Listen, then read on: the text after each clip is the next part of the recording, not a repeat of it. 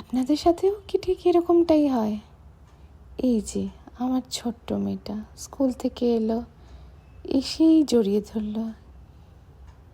কতটা ভালোবাসা এই ছোট্ট জড়িয়ে ধরাটায়, মনটা আলো করে ওঠে। এরপর খাইয়ে দাইয়ে চান করিয়ে ওকে ঘুমোতে নিয়ে গেলাম। ঘুমোতে গিয়ে এত দুষ্টুমি করতে করতে খেলো একটা বকা খেয়ে চোখ দিয়ে টপ টপ করে 2 ফোঁটা জল।